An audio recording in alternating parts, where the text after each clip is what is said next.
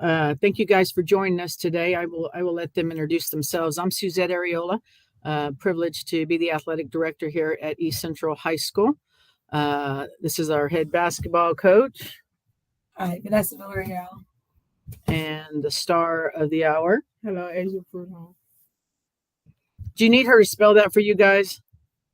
It's not. Yes, please. You want to spell that, Asia? PRUDHOMME.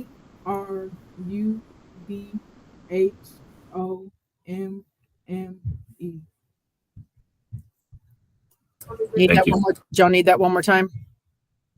Y'all good? Okay. Yeah, we just call her Stud Muffin around here. Would you mind just pronouncing it one more time for me? Prudhomme. Prudhomme? Prudhomme. Prudhomme. Thank you. All right. So I'm going to give you the Cliff Notebook real quick on this issue. So Friday afternoon, we were at the Marble Falls basketball classic down there, and we happened to be playing Marble Falls. And Coach, you can please interrupt me at any point if I'm not giving any accurate information. We were playing Marble Falls in midday. So of course, at that point, they let all their classes kind of come to the game, right? Because it's in the middle of the day and we're about to get out of school. So the gym is pretty full.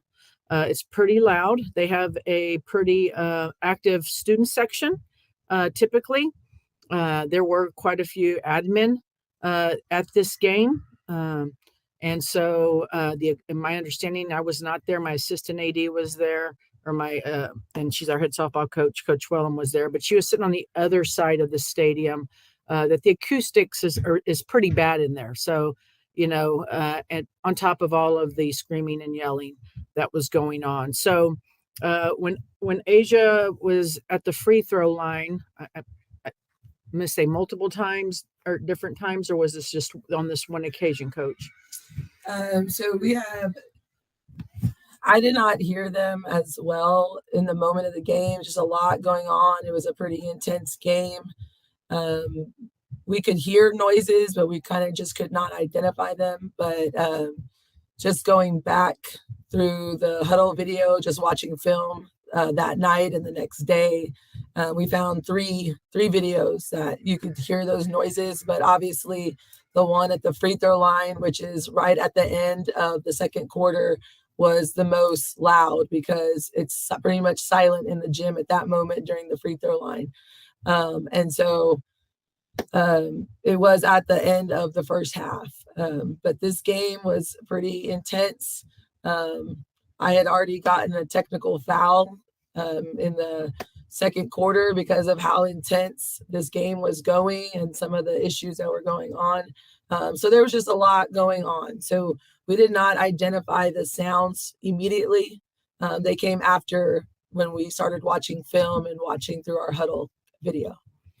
So one of our parents, the video that you guys have, y'all have had access to and that you've seen, shows the home side, their bench, right? And then right behind their bench are, 5 or 6 guys kind of standing up behind their rail. And then you can kind of hear the noise. Well, that's that student section of theirs. So while Asia was at the line, you can clearly hear through the videos. And there's multiple videos. That just happens to be one of them that one of the parents posted that you guys saw on social media, that you could hear the monkey noises going on. So one of our parents, to include Asia's grandfather, was sitting on that side, and they clearly heard the noises also.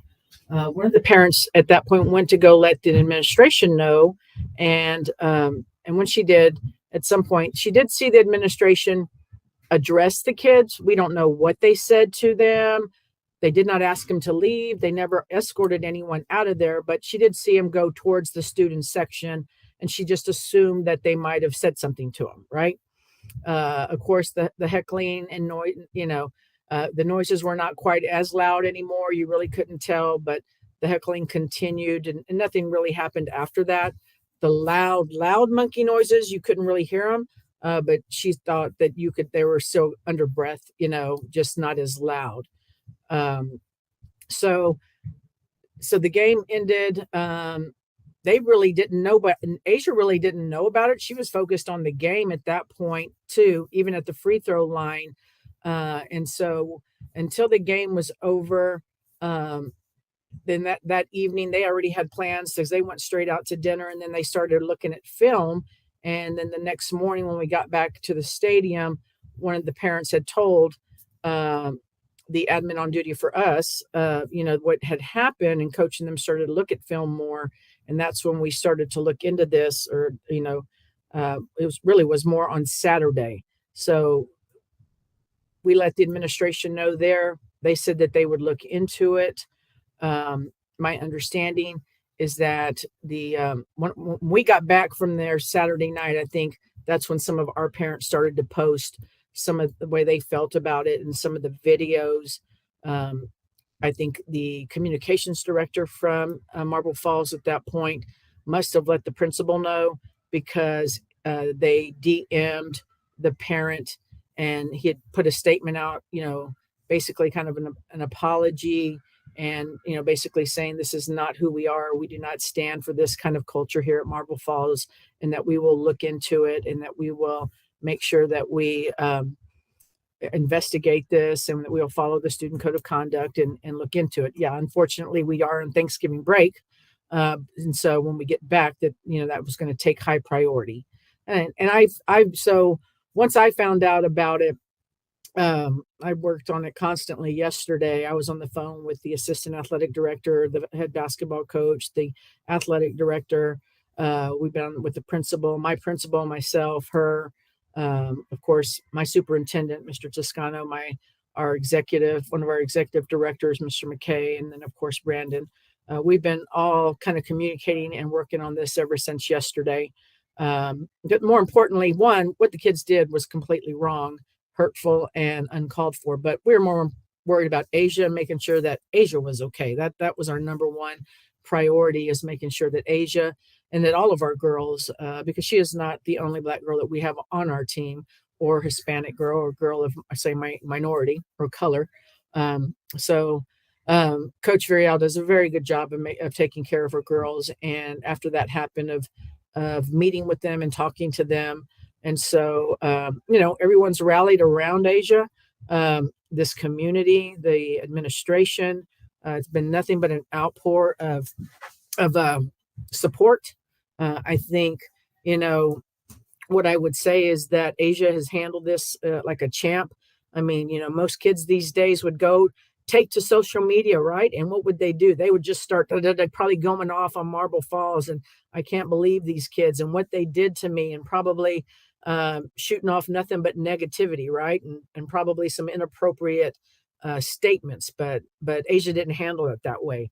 I'm sure you guys have read her text message or her social media messages. I don't see anything inappropriate about what she put out there. It was heartfelt and just sincere, and from her heart, and just hoping that others don't have to go through what she went through that night. And at the end of the day, when I ask her, what is it that you want out of this? Why are we doing this? And she just says, I just don't want anybody else to have to go through what I went through. I say, are you angry? She says, I don't know. I don't know how I feel. I guess, I don't know what they were trying to accomplish. But at the end of the day, only thing I'm getting is love, because I've gotten all this love and support from her coaches, her teammates, her community, her administration, again, all the way from the superintendent down to, to the ball girl on the team. Everybody is supporting her and her team and her staff, because it doesn't just affect Asia, it affects her team, from the freshman team to the varsity team, and everyone that's around her. She's got a great support staff. I met this morning with Asia, and her grandmother and grandfather are her legal guardians. So we met early this morning, to assure them that we are doing everything in our power and staying in constant communication. I'm sure those people at Marble Falls are tired of hearing from me, because I have, since 7:00 this morning, I'm already texting and calling, making sure that everything, they know everything that's happening here, because I don't want it to be a surprise, or for them to feel like we have put this all out on social media and this is some type of witch hunt against them. It's not. We want to resolve it. We want to just make sure that it's handled appropriately, and that we move on, and that this doesn't happen to somebody else. That's all.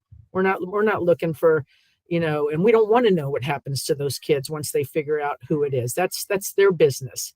Asia is, looking at the big picture.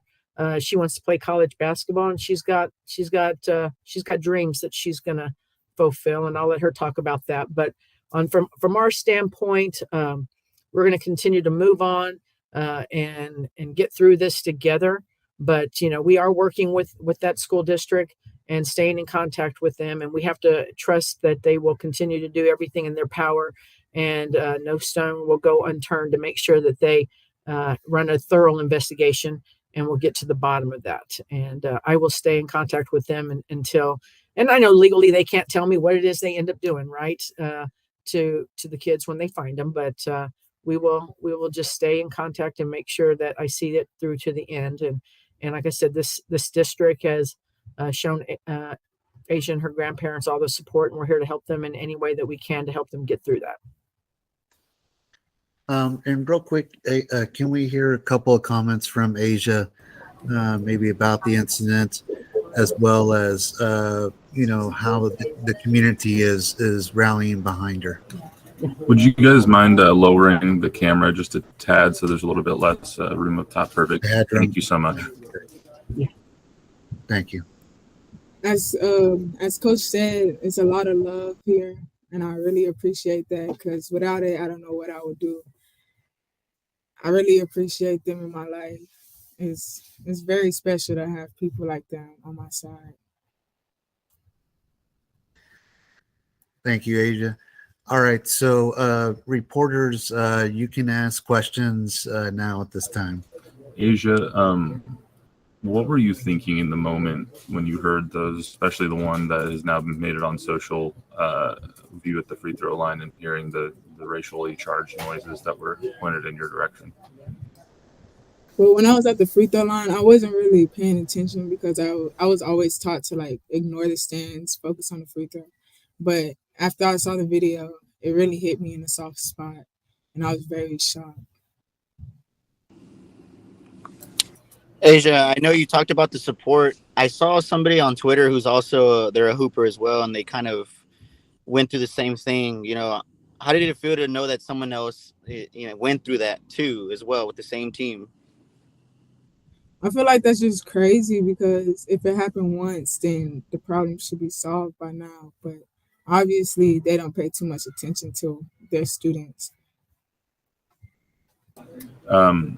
Asia, sadly, like Jose said, you're not the first girl of color to be harassed on the field of play, and sadly, the reality is you probably will not be the last. What's it like to be kind of one of those faces and one of those people that has now been publicly harassed, but because of because of the color of your skin?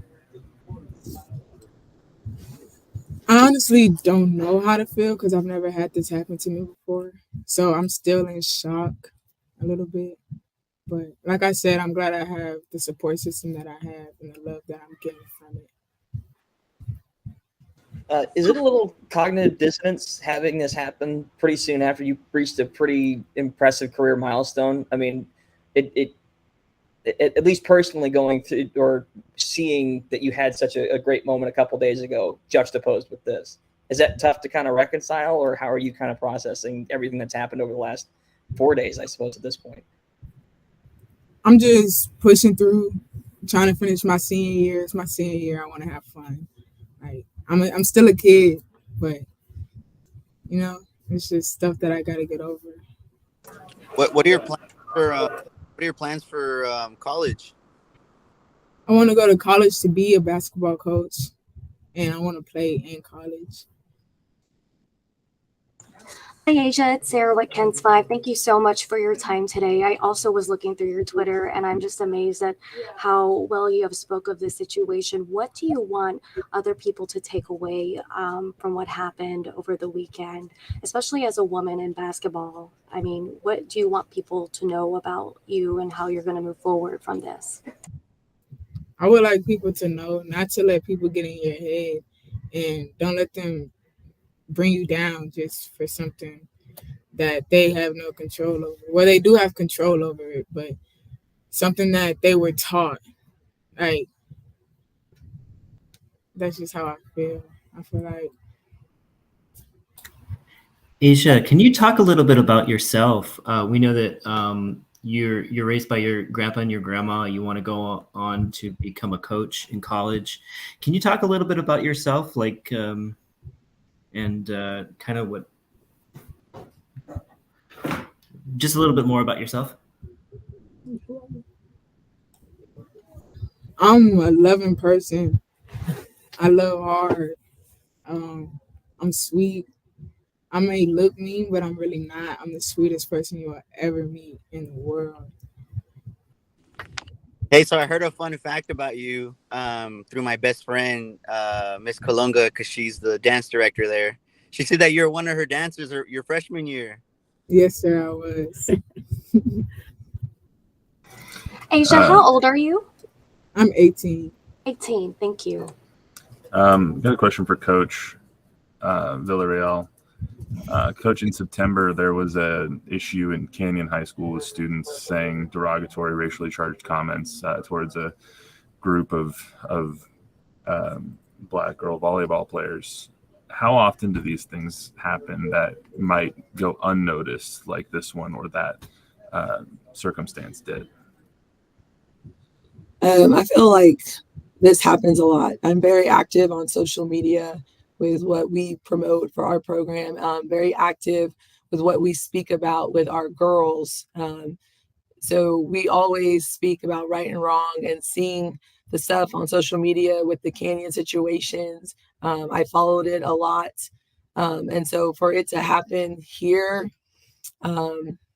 it definitely hit. And I'm just so grateful for our parent who did hear it in the moment, and she didn't want to interrupt me during the game. And so she took it upon herself to go speak up and approach someone in the moment. And I'm just so grateful for her. And it just shows who our parents are, the kids that they have raised. Once our team found out about all of it, they immediately stood up and they hugged Asia on the bus. It was a very sweet moment. But it's hard. It's hard to watch it happen when you know it's out there, and you just hope you can protect your kids in the moment. So it's difficult, but I'm very grateful for our mom, and also for our athletic coordinator, Coach Wellham, for stepping in as soon as she found out and sending an immediate email and, bringing it to attention while we were still there in Marble Falls. But it's difficult to watch. It really is.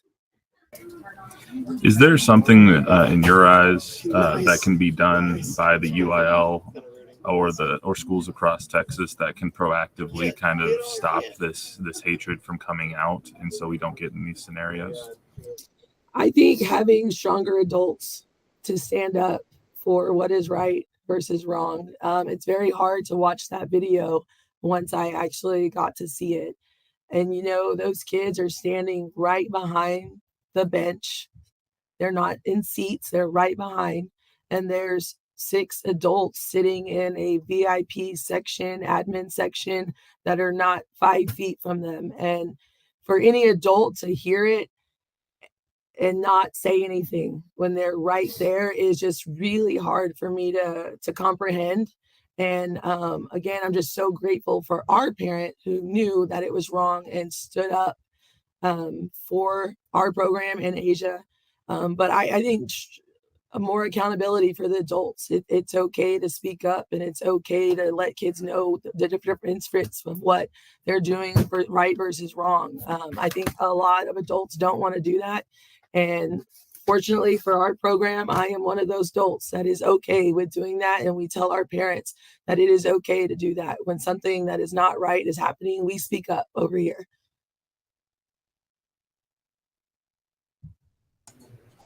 I apologize if this was said at the beginning, but Asia, how do you pronounce your last name? Prudhomme. Prudhomme? Yes. Okay, and you're joined by both of your coaches? I'm Coach Villarreal, the head coach, and then Suzette Uriola is our athletic director. Okay, I appreciate the clarification. Mr. Areola, I have a question for you as well. Are you under the impression that this is being handled or will be handled appropriately by Marble Falls? Yeah, again, like I said, I've had numerous conversations with assistant AD, principal, and our principal's also been in contact with their principal. I know that he was adamant. He did send a message out as soon as he heard about it. I do feel like they are serious about the actions that they will take, and that it will be handled. And as I said earlier, I will continue to stay on top of that and follow that issue, make sure that they do see through to their promise. And I do trust them. I trust Marble Falls, and we will trust but verify, should I say, to make sure that they do. Yes, sir. And to you, what is appropriate action? If this were to happen at your school, what would appropriate action look like? Well, if that were to happen here at East Central, we would have escorted those kids out of the gym, number one, at that time, and definitely they would not have been welcome back. They would have been given a criminal trespass warning and not been welcomed back into that gym. Depending if they were our students or if they were, could have been our students or they would have been visitors, have been handled different. But obviously at that point, we do take administrating games here at East Central very seriously. And we handle both sides, our visitors as well as our home side. We want all of our patrons that come to our games, whether our students, our parents, or our visitors, to feel safe and enjoy their time and the game that they come to watch. And whether it may be the grandparents that come to watch their grandkids or just a friend or our students, it doesn't matter. Everyone buys a ticket, and that ticket is not a right. It is a privilege to come to the game, but we want to make sure that everybody has the right to enjoy that. So we do put, I don't hate to use the word police, but we administrate our games very strongly here. And, I heard you ask the question to Coach about, other schools and UIL. Yeah, I think it's in these times, I just think it's something that probably, I know that UIL is working and they do have a plan for administrating games throughout the state of Texas. And they have a plan that they would like for school districts to follow when it comes to administration of so, the plan is there. It's whether a school district puts that in place. And what I can say is that we at East Central, we hold ourselves to that plan and probably something a little higher than what the UIL expectation is. So really, it's falling on the school administration to handle these and make sure that it doesn't get to a point that it got to in Marble Falls. Yes, sir. Mm-hmm. Yeah. And we will, I will have a conversation with Dr. Elza. I think, at this point, it's sending clips in and just making them aware of what's happened, because we may not have been the only school that's sent a clip into UIL, so we will manage and protect our own here all the way up to UIL and see what we can do about it, for sure. I've got one last one for you, Asia. For numerous athletes, for myself, when I played basketball and football, whenever you get on that playing surface, it's kind of this serenity. It's kind of your escape and what you do to enjoy what you want to do. And what was it like for that safe space to kind of be infiltrated by bigotry and hatred? It felt unreal, honestly, but it's a safe space, so I gotta keep it as my safe space. Asia's pretty strong. The basketball court is something that Asia's a senior now, so she's all kind of gone through the good times and the bad times, and so the basketball court has been the one place that she's always shined and has been safe for her. I think tomorrow will be our first game back. They play at South San, and so I think we'll see how that goes for her tomorrow. I don't expect anything but for her to go out there and play the best game that she can. She's pretty mentally strong. She said, those guys tried to get in my head. It didn't work. All it did was brought me more love and support. And what more can you ask for? Right. Yeah, very proud of her. And piggybacking off of that, Asia, what do you love about basketball? Why is it your favorite sport? Everything. I don't know. everything, just from the ball to the net to the court to the shoes, everything. It's my life. What are your goals for the rest of the season, like individually? To get rebounds. Yes, 1,000 rebounds. She just got her 1,000 point the other night, the game right before the incident, and now we're going after 1,000 rebounds. Ooh. When do you think you'll get that? Coach over here is looking at So that way I know which game to go to. How many short are you? I think she needs 200 or something. Hopefully by the time district starts, we'll be a little bit closer because we still got a lot more preseason to get her a little bit closer. I just want to say something on behalf of Asia. This is my third year at East Central, and so I've only had her for 2 years. We always say 2.5 now. But she's an amazing person. She is an amazing person that has gone through a lot in her life. I think this situation could not have happened to a better person. And so that's why it's so hard for us. She is the one person I would say does not deserve this. And that's why we could not stay silent on it. She is great. She's one of my hardest workers. She's our floor leader. And she did not deserve this, regardless of whether we realize it in the moment or afterwards. And so she's been through a lot in her life, and this is nothing else. And she's going to be strong, whether she says it or not. But that smile that comes out when we talk about basketball, that's 1,000% genuine. She can't even hold it in. Basketball is everything for her, everything when she says that. Coach, I do want to follow up and kind of end on a slightly more positive note. Her 1,000th point. Can you kind of take us through that moment and what it meant for her to reach that milestone? If you know her story, to reach that 1,000 point was huge. She did not play her freshman year. And so she started when I came in our first year, and we weren't very good, but she was obviously our leader as far as points and rebounds and everything. And I put a lot of weight on her shoulders, and she just took it with stride. So you have to know the story, but for her to reach 1,000 is special. I think when I posted it, I said 2 years and 10 games, because it's not like she's been a 4-year varsity. 2 seasons and 10 games, and she still has a lot more left in this senior season. So it's special. It's a very proud moment for us and for her especially. Couldn't stop talking about it for a whole 2 weeks before it happened.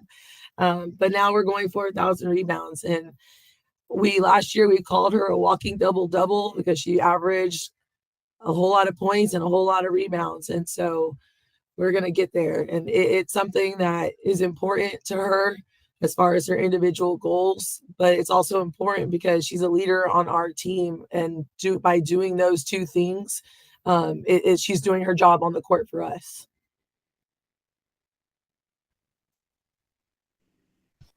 All right. But she did miss the first shot and had to get the putback to get the 1,000th point. Yes, So she was stacking up her rebounds also at the moment. I was gonna say she's padding the stats. She's flexing, but she's like, let me get this rebound real quick. Yeah.